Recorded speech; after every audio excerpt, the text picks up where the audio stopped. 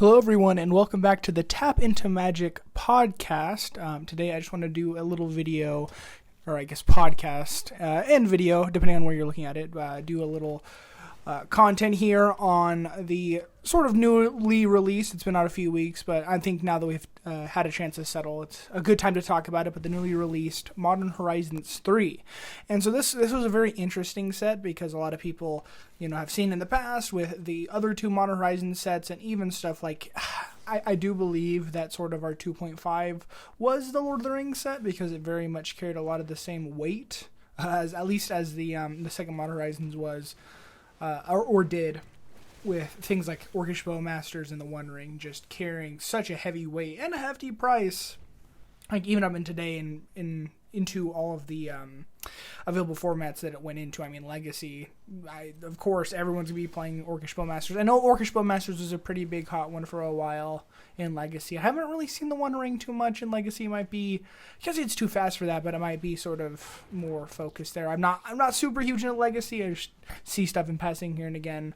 But Modern Horizons 3 is an interesting one because it seems like the first two Modern Horizons sets, and even I'm going to include Lord of the Rings with this as well. The modern focus sets sort of have been playing around with the idea of power level and mechanic as well. And I mean, that was one of the really cool things that I really liked with the Modern Horizons sets was all the callbacks with stuff like, I think it was like Faithless Salvaging, and was it Bottle Gnomes was one of them that I think came from a different card. Like I'm don't remember a lot of them because a lot of them are like draft commons and uncommons, but there was a lot of different cards that played off of older cards, and I guess the new one from this set would be the Null Drifter. I remember seeing that around, and I think it really, in that case, it's just better being on Kaz instead of ETB. It's a lot easier to get, and even if it gets countered, it's no big whoop, and the ceiling for that card is a lot better. But stuff like that, going back from the Null Drifter to the Null Drifter,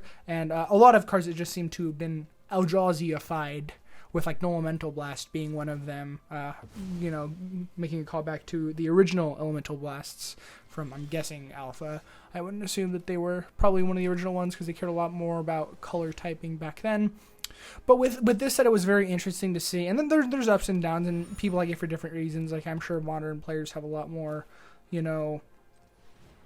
different problems with it that may not even be technically more problems, but just different problems and different aspects that they may like and dislike compared to a Commander player, because I feel like Commander players, it doesn't really matter because there isn't really a meta. Yes, you might get some pieces here and there, like everyone's been talking about the new Ulamog. We'll see what that is, just because it's such an expensive card that really the only place that we're having meta within Commander being CDH. I don't know how much of a wave these cards are going to make, just because that bar's so high already to implement something there. Unless, you add something crazy like Thoracle in a random standard set. But it's definitely a high bar to implement something incredibly huge into like a staple piece in any sort of CDH deck. But it was very, very interesting to see pieces that we didn't really get before. I mean, everyone was talking about, especially with the Commander side of it, which again was a controversial thing, sort of. I feel like it was controversial for every player, especially modern players, but any player that was not a Commander player being like, oh, I guess we just have, Commander for everything, even if it's not Commander specific, which, there's a lot of things I could say on that. And I do have to say, what else is Wizard going to do besides just make more content and make more product for their most popular format. And I definitely, am pretty biased of being a Commander player myself. And that's not to say I don't enjoy the other formats. I do actually like seeing and consume a lot of content myself based in Legacy and Modern. I think those are very interesting sets. And at least looking at the recent bans, or should I say the lack of recent bans, there doesn't seem to be anything wrong with it. I know Standard was kind of iffy, but with the older Eternal 60 card formats, there didn't seem to be any problem. Seemed pretty healthy, and especially with Legacy players, I have seen them talk about the fact that it is a very healthy format right now. Everything's balanced out, and the fact that, like, oh yes, it's a broken format, but as long as everything's equally broken, it's not as bad. Because, you're still basing, because all that really matters there is that, the deck archetypes don't fully take over one another. There's stuff that's fast enough in that format that, yes, there's always going to be meta decks. So if they're all broken equally, it doesn't really matter. But really, the point of this podcast here that I really wanted to get to was the more commander side of it. I don't really know much about the other sides of it just because I'm not as much in those worlds, but I did want to touch on that just because, of course, it is a modern set, and everything there is also Legal and Legacy. But for Commander, it was very interesting because while we technically got the decks with Lord of the Rings being the specifically modern set, the Commander decks, it didn't really count because even then it was still very much a sort of neutral set. Yes, they printed specific pieces for Modern, but a lot of the pieces they did print for things like Legacy just being reprints, which they can't really be called reprints just because they're still kind of scarce. But being those box toppers, getting your Ancient Tomb or your Karakas or any number of a lot of them are actually being legendary lands that you could get. But of course, stuff like Orcish Masters, Delighted Halfling, and all that. But it was still very much a general set. Yes, it was printed into Modern with that in mind, but I think people could still take that as being, whatever, because it didn't have Modern slapped into the title. But we did get those decks there, and, they were pretty average Commander decks. I do think that they had maybe somewhat of a higher power level. I can't even say any more. With a lot of recent printing, stuff like the Ixalan precons, I think are just, they kind of set a new bar, at least for me, in terms of the power of all of the decks that we get printed in, even standard sets like that, which I do think that Ixalan was kind of an outlier there.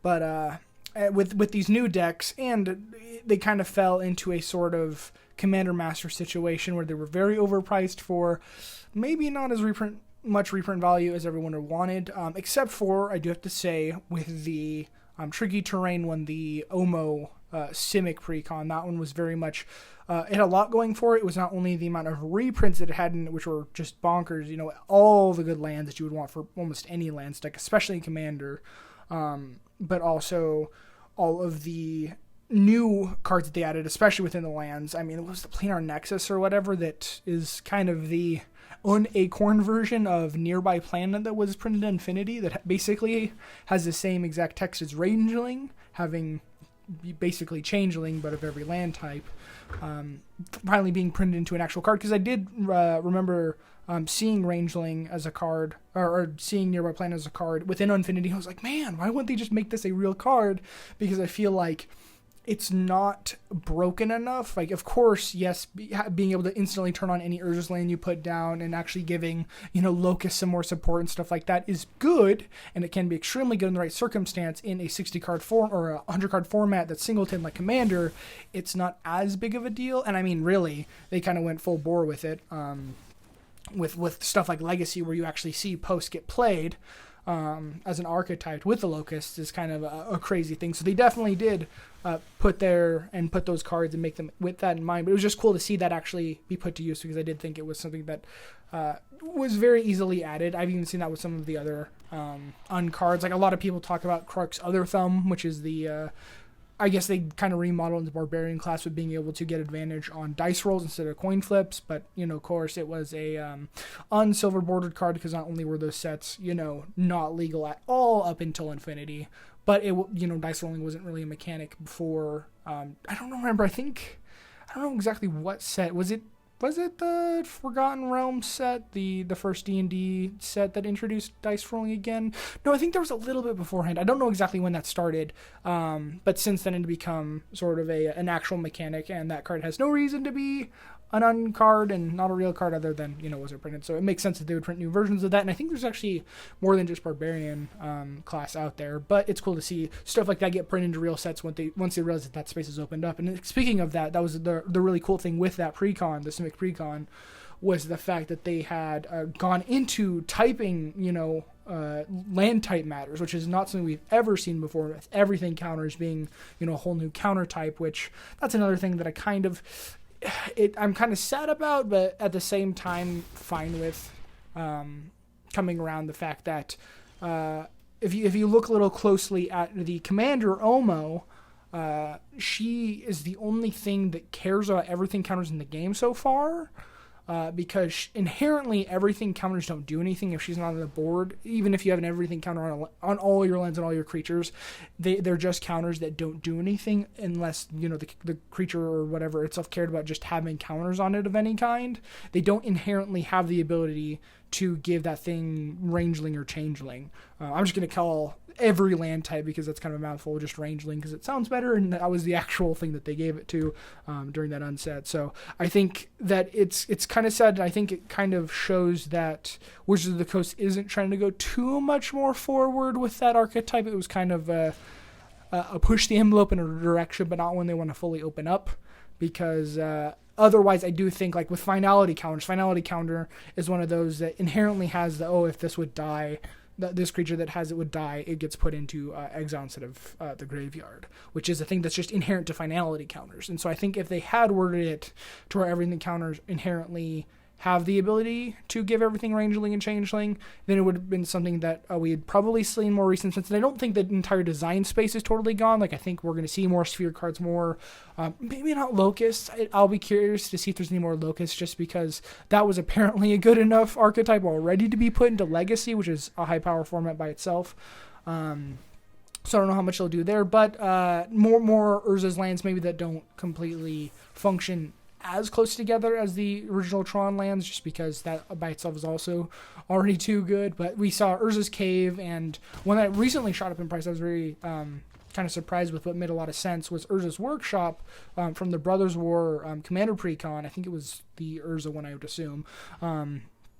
That also synergizes with Urza's lands, so it makes sense that those cards would become a lot more valuable, and it's cool to see stuff like that where we get to have these new or these older cards become more powerful because of newer cards, and be able to see that synergy. Like, I think a lot of pieces, once Omo came out, a lot of those pieces started to spike in value just because they actually had a home now, which is what I think a lot of Commander, especially new stuff, if they can, and of course they're kind of stretching the limits as time goes on, being able to find those new design spaces like they have with that Precon, and kind of just go through there and be able to, you know, give cards that didn't have a home. Because that's, at least for me, one of my favorite things about Commanders, the fact that, you know, cards that might be literally useless in pretty much any other deck were actually pretty nice to have in certain decks. Like, I remember one that I really liked running was Mirren Spy in my Emery deck. It just says whenever you cast an artifact spell, you can untap target creature. I think it's just creature. I don't know. I don't have the Oracle text in front of me, but that's what I remember, and that's what I used it for, because it goes infinite with Emery. But otherwise, it's just a 3-mana kind of cool ability that doesn't really do much if you're not super synergized. So there's stuff like that. One of my other favorite ones, I think it was Right of Refusal. It's a 2 CMC counter spell that says discard any number of cards as an additional cost, and then counter target spell unless an opponent pays, I think it was 3 or 4 for each card discarded this way. Normally that's kind of a really bad counter spell, because, you know, in a perfect world where cost does not matter, you would just be running, you know, your Force of Will and getting rid of 1 card and hard countering the spell. But instead, you know, we're getting maybe discard 2 cards to try to, or you spend 3 cards instead of 2 cards to try to discard or get rid of a spell on the stack. But I was using in the Riel deck that I own, where Riel says any number, the first time each turn that you discard any number of cards, you draw that many. So you're immediately getting your value back. You can ditch some of the cards you don't need at the moment, and you get that counter spell. So there's certain areas like that where you just see synergy that you don't see anywhere else, which I think is just a really cool thing. And speaking of, one of the big ones that we saw, and that was another one of the decks, with the Eldrazi Precon getting our first 5-color colorless commander, I would say.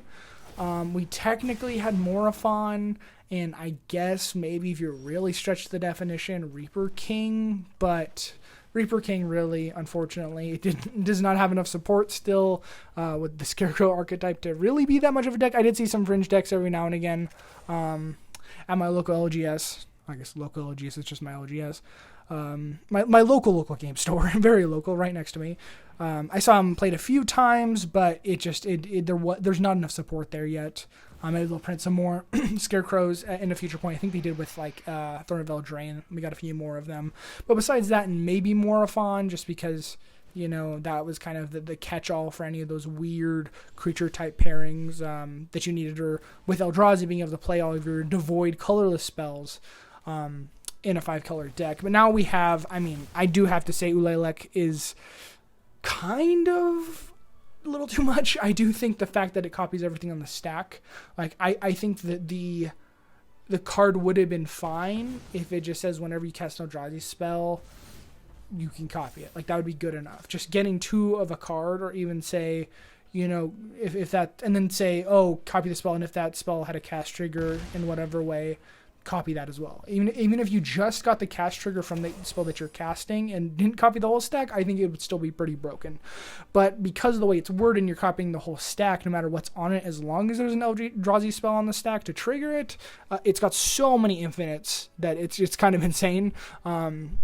But I do have to say, it's still very much a deck that I don't think is going to see any like crazy play, because it's so specific to Eldrazi spell. I think that it is a very, very powerful card. But again, that's kind of the Commander mindset of it's very, very powerful when used in conjunction with the very specific deck that it can slot into. Because, of course, you need to be able to cast Eldrazi spells for it, so it can't be used really outside any Eldrazi deck.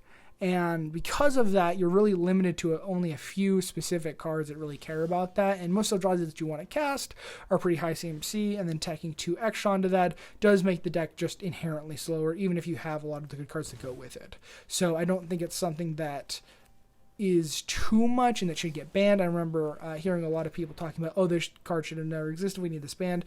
But it doesn't really do, like, I wouldn't even consider it on the level of, you know, Godo, not Godo, he's still unbanned. Golos, the 5-color colorless deck sort of thing. I mean, that had a different archetype, but that same sort of deal where you got him out faster, casting a bunch of big spells for free. I don't think it's nearly as good as Golos was, just because that had a lot more flexibility with what you could build it. I think like a week before it got banned, I was planning on building a Maze's End deck with it, just because I thought it would be interesting to get that, because, you know, being able to tutor stuff out and be able to cast spells, I think it was a not super overpowered archetype. But and that was also around the time when I first started, so I didn't actually get to see many Golos's at all before it got banned. But I don't think it was as bad as it could be. I just think if you kill it on sight, what do they do? Like, that's really all you got to do. I don't think it was warping enough. Personally, just because I'm like, if you save up your Swords to Plowshares and they have to recast Golos, that's kind of it. Like, yes, it does ramp as soon as it comes out, and if you hit your land drop, you're able to cast it again, but you do set them back a whole turn with any removal spell you can cast, and I think that's enough where I don't think it was as much of a problem as people thought it was. Because, I mean, decks like Joda, the Unifier, and Kenrith, I think, are kind of on the same level, especially with Kenrith, because he was around when Golos was banned.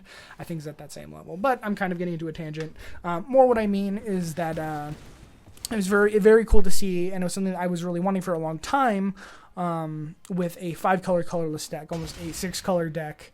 In Ulelek. I think that's a really awesome archetype that we finally got. And then I guess there's the other Azlask that also technically counts, but that's more of a, not as much of an Eldrazi deck, but more of a finally a 5-color experience deck, which is another cool thing to see. I don't think they all super synergize though.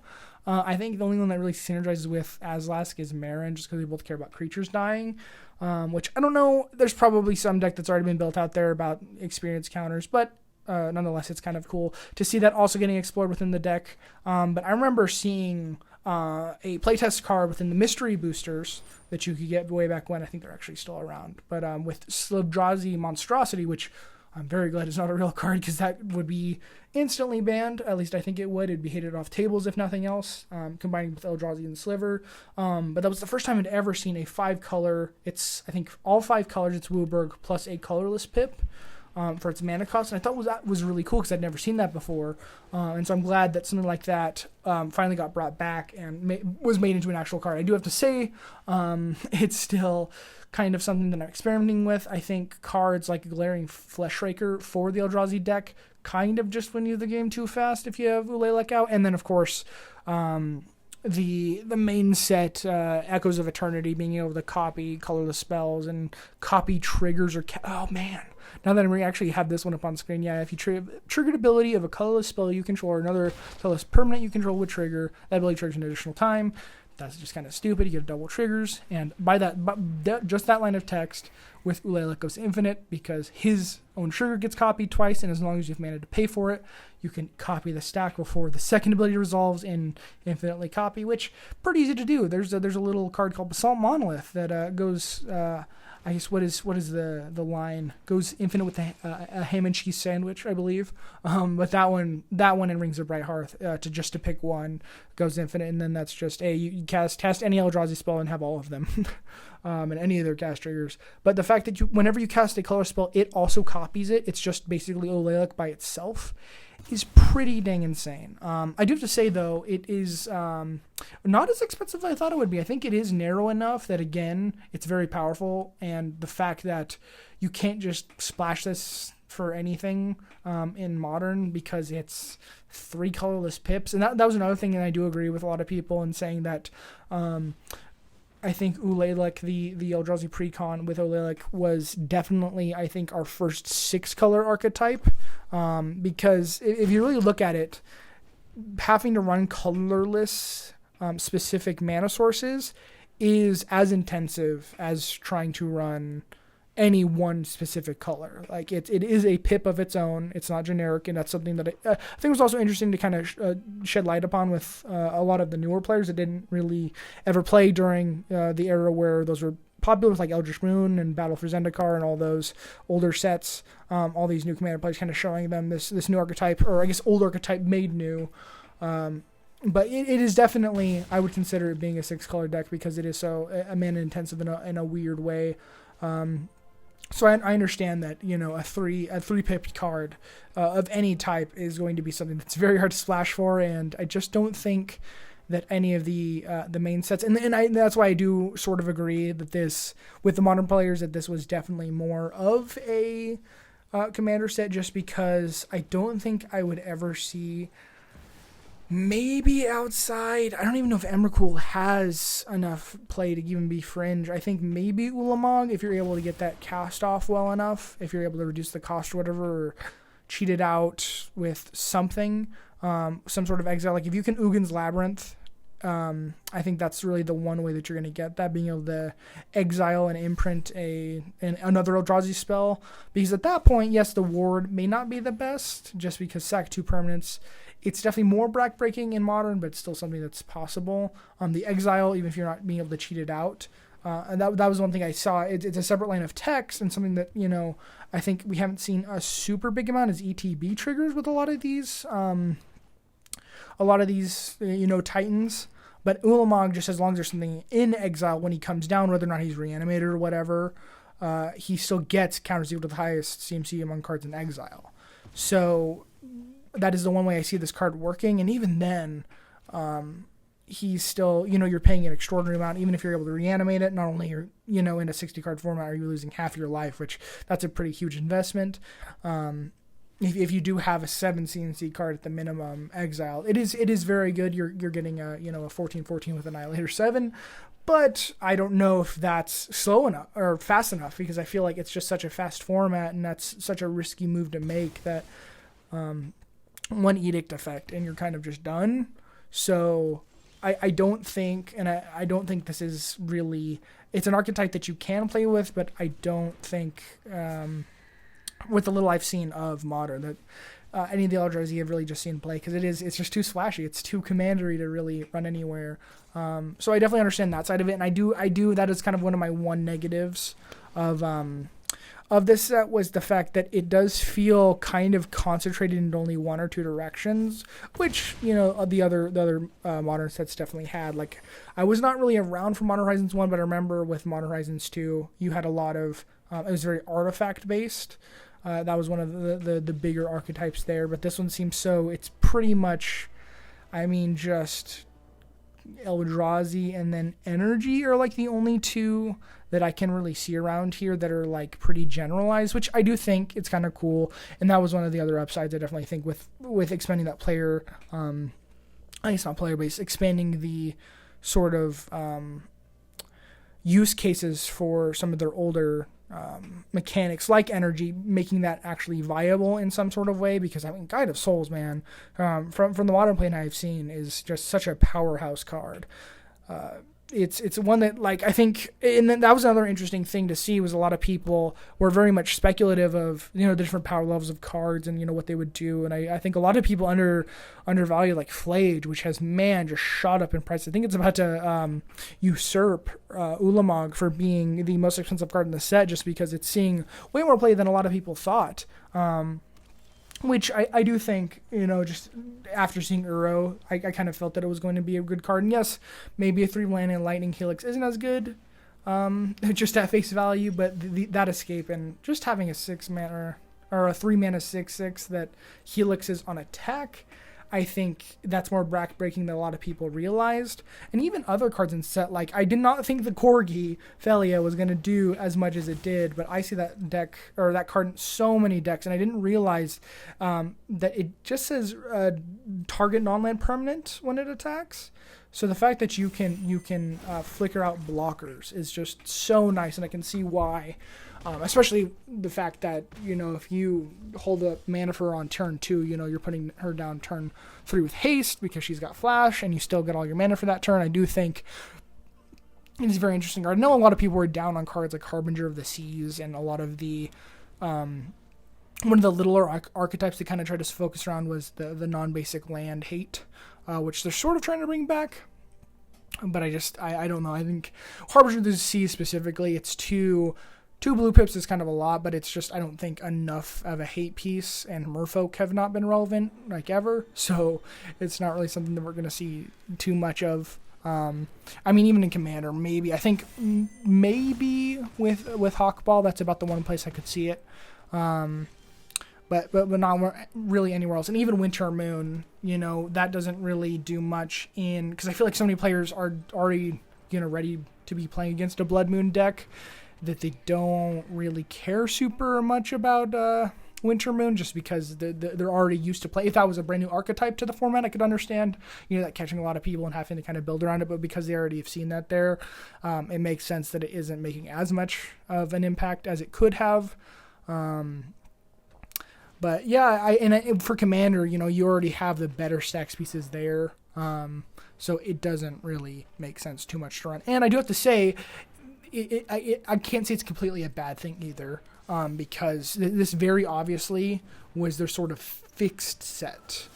I don't think there's anything in the entire set that's nearly as powerful as almost anything in Modern Horizons 2. We did not have a Ragavan this time around. I have seen Ocelot Pride do quite a lot, but it's just not what Ragavan was, and I think they definitely have seen and learned from those mistakes. And that is especially true in the new cycle. The flares, those cards are not holding value. It's crazy to see those compared to the elementals, and of course the original cycle as well, in Modern Horizons 1.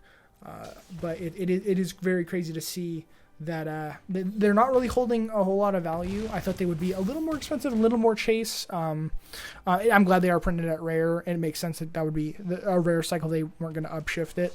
But even with Modern Horizons 2, I think they were all mythic. I think I could be wrong, and those, I do have to say, are more powerful. Especially, everyone knows that Scam was a problem, and there's a reason why Fury is banned. But I do think it is, and I understand why, after kind of retrospectively looking at it as well. In any format, really, it's I feel like it's so much harder. The fact that it says non-token is definitely the part of it that I think it makes it a little bit harder. But just having to have a creature already down and then having to pay that cost to be able to get that free cast, it is definitely a lot more than the free cards that we had before, because it's so much more or less free.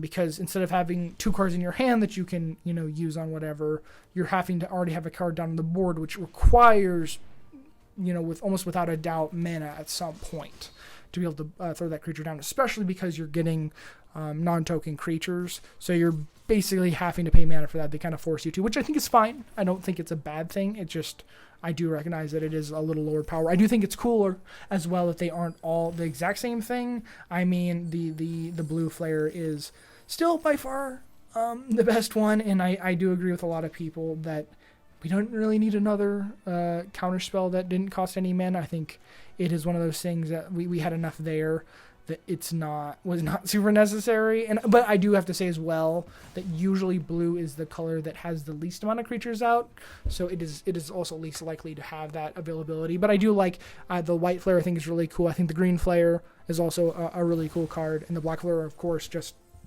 it's very, very barely a downside, because you don't really care about your creatures being sacked. But I do think overall the set is a really cool thing, and I do like seeing a lot of these archetypes with energy and lands and stuff, and even Eldrazi kind of being brought back and being kind of reformed in a way to where we get some new archetypes out of here. And I'm really curious to see kind of how stuff goes, because I was a little surprised to not see any bans whatsoever in any format. I could understand maybe standard banning, because they don't really know where any of the power levels fallen yet for anything, but I don't really get that there was no changes. It may, I guess, be too close to call, but even then, I think that it must just be a reflection, really, if no one's complaining too hard about it, because the only one I've really heard complained about is standard. I do think it must kind of prove that, Wizards has kind of found that balance. And I think that does also give a little credit to Modern Horizons 3 being more balanced than it was. And I do think it's way overpriced. If you look at card prices, they're nowhere near what Modern Horizons 2 was during its peak. There were, Ragavan by itself was like $80, and of course that was an outlier.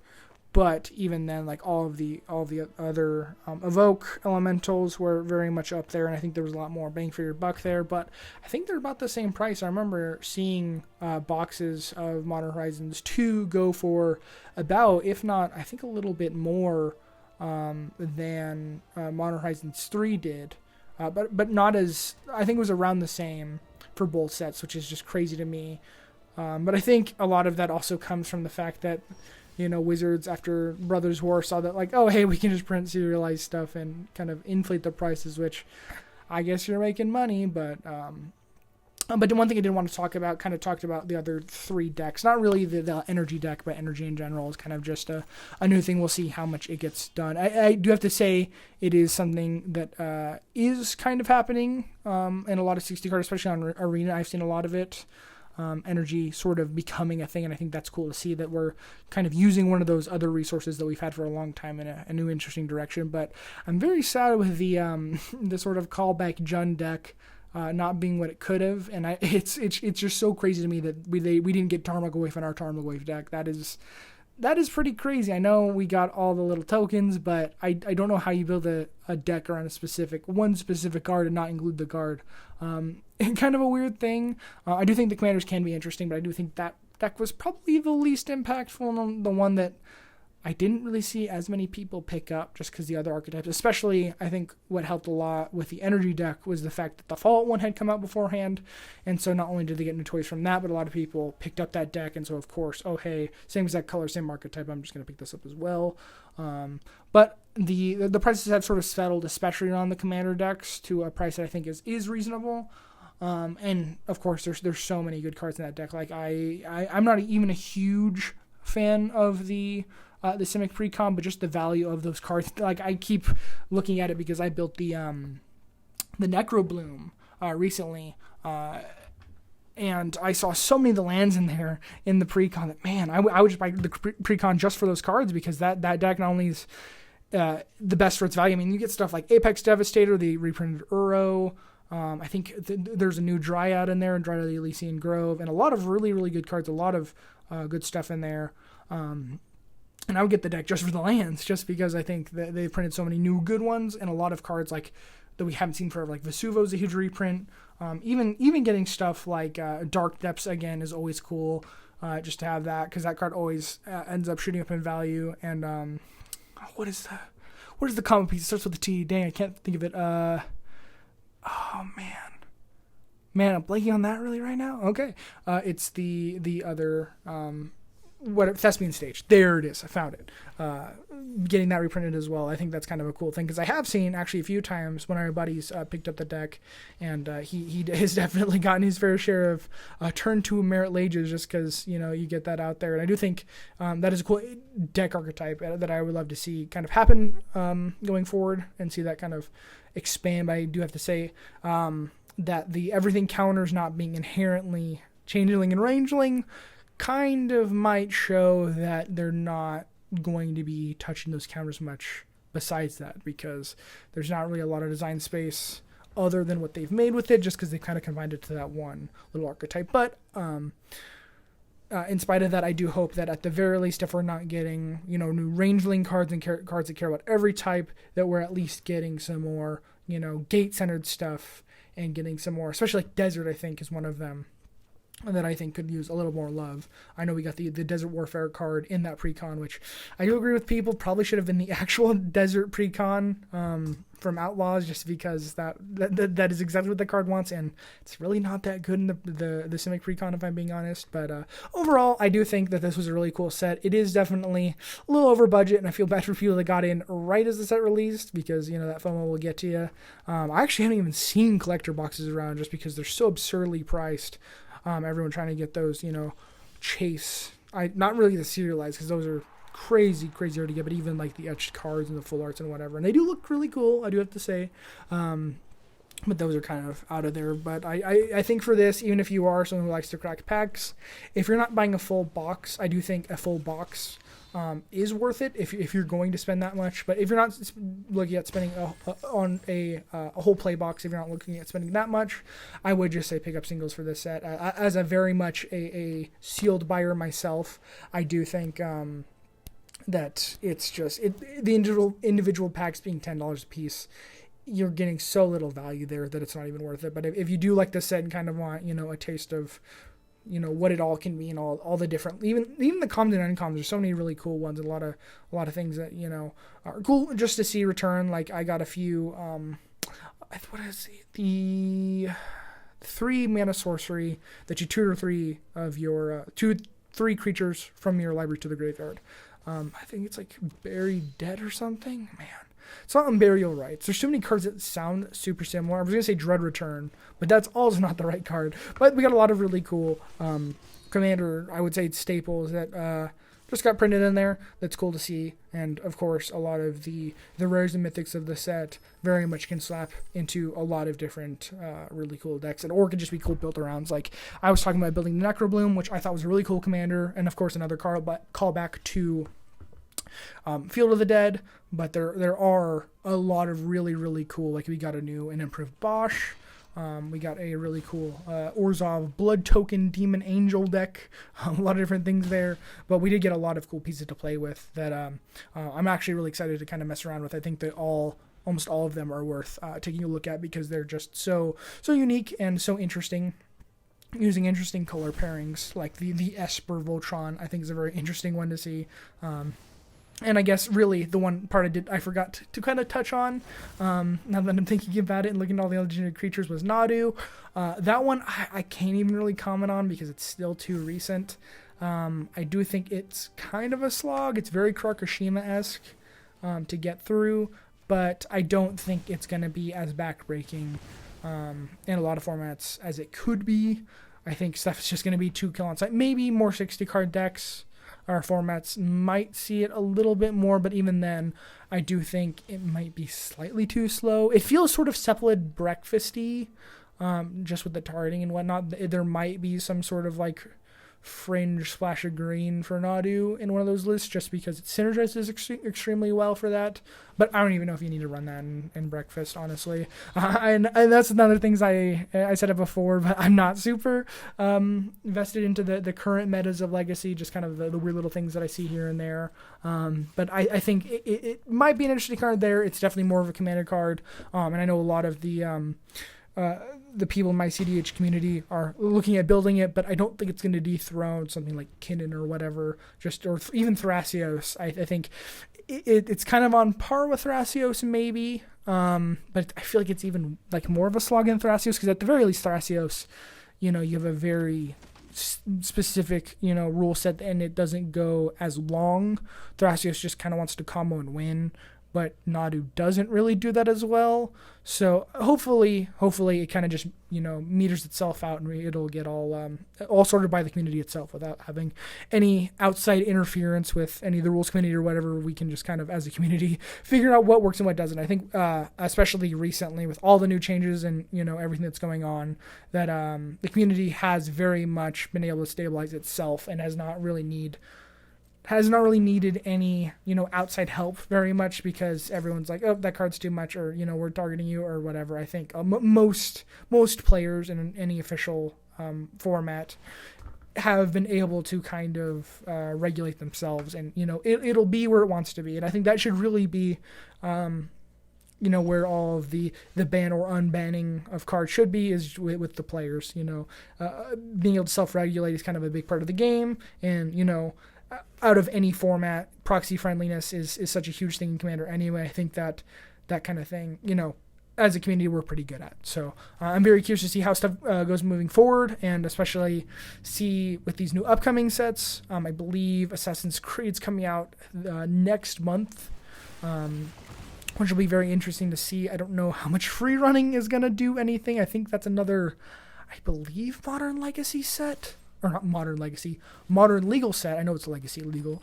So we'll see if that does anything. I'll be very curious. It is cool to see stuff get reprinted like Reconnaissance. And then the very weird mishmashing together of the next two, or the last two standard sets, with Duskmourn and Bloomburrow being released barely a month apart. Will be another sort of storm to come, but until then, I really do hope you have enjoyed this rambling of my podcast. Me sitting here just spewing from my mouth all my ideas. But I hope it's at least been sort of interesting, that you were able to, at the very least, kill some time with it. And I will see all of you in the next podcast.